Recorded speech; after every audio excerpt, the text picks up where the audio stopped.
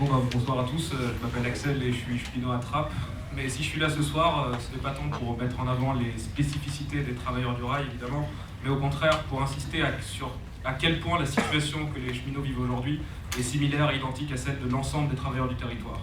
Tout d'abord, pour commencer, je suppose que comme pour une bonne partie de cette salle, je partage cette joie d'avoir été partie prenante de cette première grande journée de grève et de manifestation qui a eu lieu le 9 mars, d'autres s'en ont suivi depuis. Ça a été évidemment une journée radieuse, pas tant à cause du soleil qui a failli nous faire faux bond si vous vous souvenez, mais surtout parce qu'on était nombreux en grève, en manifestation avec nos camarades de travail, mais aussi parce qu'on a défilé avec ces centaines de milliers de jeunes, de salariés qu'on ne connaît pas personnellement,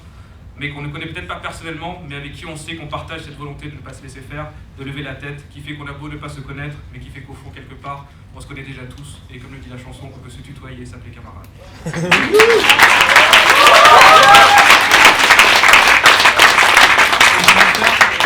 La grève a été massive le 9 mars dans tous les chantiers, postes, dépôts et ateliers. À titre d'exemple, parmi d'autres, par exemple à la conduite des trains sur mon établissement, nous n'étions pas loin de 90% des grévistes sur mon établissement, et il y a eu un certain sentiment de fierté de la part des grévistes d'avoir réussi ainsi à fermer à toute circulation la ligne sur laquelle je travaille par exemple, entre Plaisir-Grignon et Dreux, Plaisir-Crignon et Mantes-la-Jolie, ainsi que toute la ligne U qui relie notamment Versailles et la Défense. Le trafic de marchandises par exemple était lui aussi quasiment à l'arrêt de l'aveu même de la direction, avec à peine 15% des trains de marchandises qui ont réussi à circuler sur la journée du 9 mars sur l'ensemble du territoire.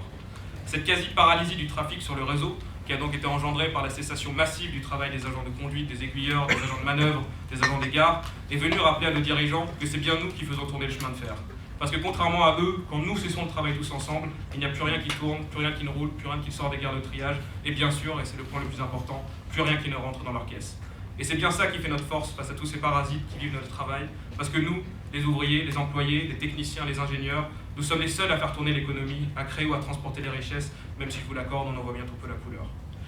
Le gouvernement et le patronat du ferroviaire ont pour intention de s'aborder la réglementation du travail qui régit les conditions d'existence des cheminots de la SNCF au plus tard au 1er juillet 2016.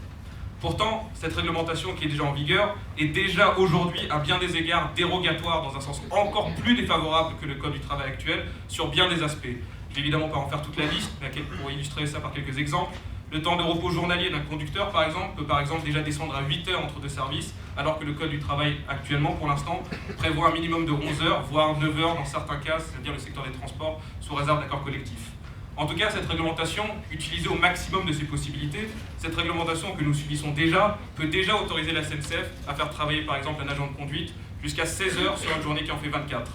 Et pour bon nombre d'entre nous, qu'il s'agisse des agents roulants ou des cheminots sédentaires, le quotidien, la réalité, c'est de ne pas connaître ses horaires de travail le lendemain avant la fin de son service, c'est de ne pas connaître ses jours de repos à l'avance, c'est changer d'horaire presque tous les jours, c'est ne pas rentrer dormir chez soi, travailler de nuit comme du week-end, être d'astreinte chez soi et prêt à intervenir au pied levé. La réalité, la triste réalité évidemment, c'est aussi des morts au travail. Il y a par exemple ce mois-ci encore 2 cheminots, 2 des nôtres qui sont tombés au travail, dont l'un broyé écrasé par le bras hydraulique d'une pète défectueuse sur une voie unique dans la région de Picardie. Aujourd'hui, le gouvernement et le patronat du ferroviaire ne veulent évidemment pas revenir sur cette situation pour l'améliorer, mais au contraire pour supprimer toutes les contreparties et les acquis qui ont été imposés au fil des luttes menées par les générations de cheminots précédents tout au long du XXIe siècle.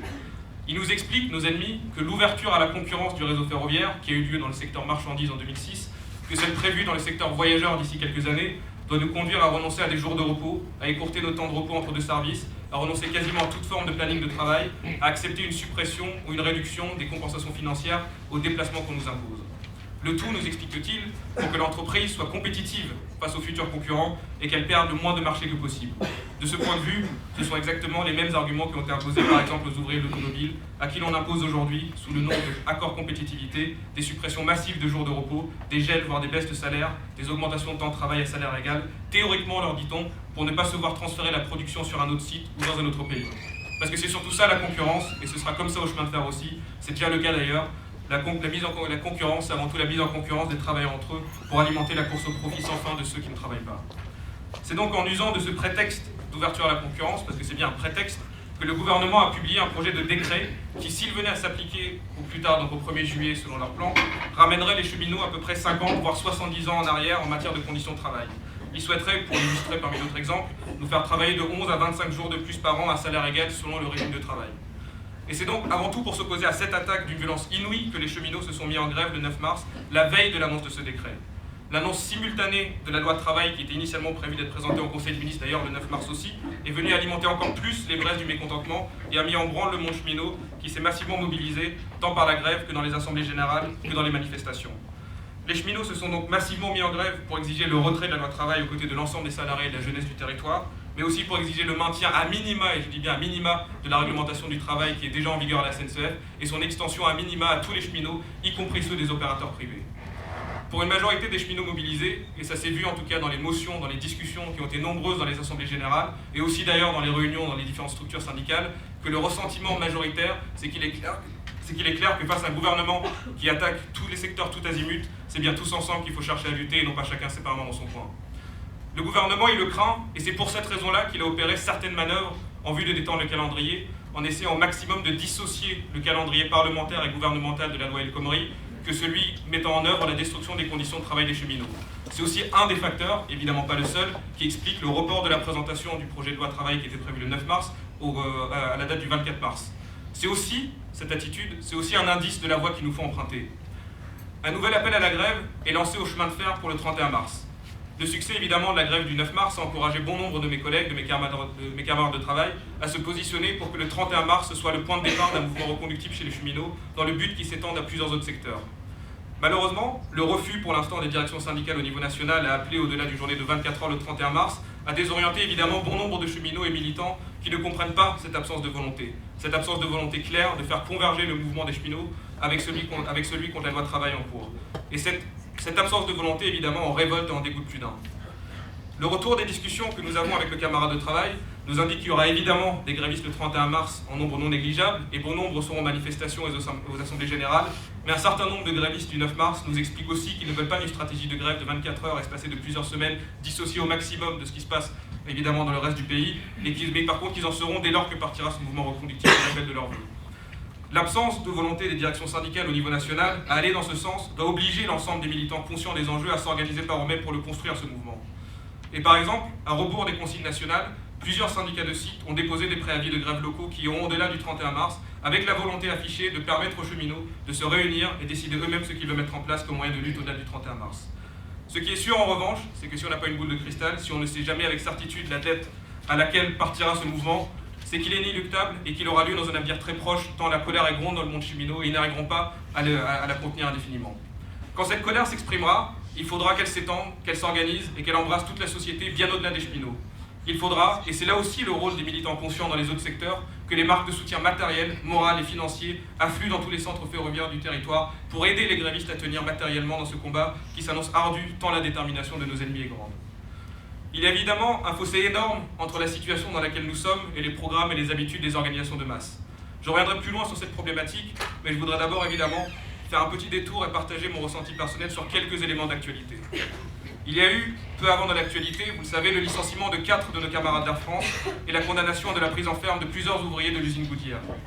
Je ne sais pas si vous avez réagi comme moi, mais nous avons été nombreux à être dans ce cas au travail, mais quand nous avons vu à la télé le DRH d'Air France obligé de prendre la fuite avec sa chemise déchirée et une cravate noire autour du cou, à grimper piteusement par-delà une grille poursuivi par des travailleurs en colère, eh bien pour moi, mais je sais que c'était le cas pour beaucoup, ça a été du bonheur.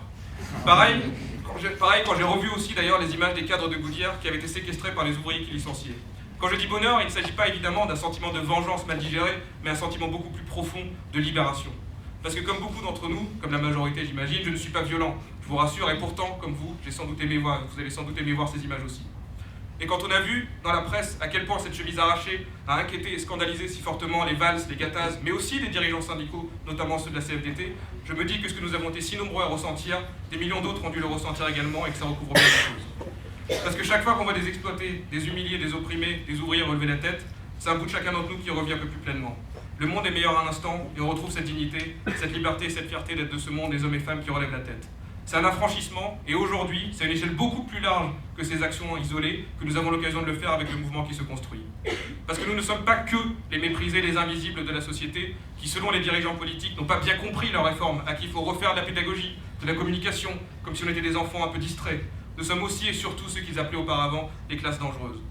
Et à la réaction d'inquiétude du gouvernement et du patronat face à seulement une petite chemise déchirée, à une retenue de quelques heures de cadres dirigeants dans une usine au fin fond de la Picardie, tout le monde sent la force potentielle qui est là derrière. Tout le monde sent l'exaspération et l'explosion sociale qui pourrait se libérer au cours des semaines qui viennent. Parce que eux, contrairement à ce qu'ils essaient de nous faire croire, ils connaissent l'histoire et notre force qui peut emporter le monde, mais à qui il manque juste la conscience d'elle-même et la confiance en soi pour emporter sur son passage tout ce système pourri. Les chemises qui s'arrachent, les cadres retenus de l'Union en Picardie, les cheminots qui cessent le travail, c'est un peu du secret de notre société qui se lève et qui se prend en main. Nous avons vu le 9 mars ce que nous sommes capables de faire au chemin de fer comme ailleurs. Nous avons vu le nombre et la naissance de notre force. Tout notre travail à venir dans la période maintenant va être de donner à cette force conscience de ce qu'elle porte elle-même, de la politique qu'il lui faut pour s'organiser par elle-même, pour se déjouer de ses adversaires déclarés, de ses faux amis. Parce que quand on est travailleur, notre seule dignité, notre seule richesse, c'est la lutte et la solidarité, et ça jusqu'au bout. Merci.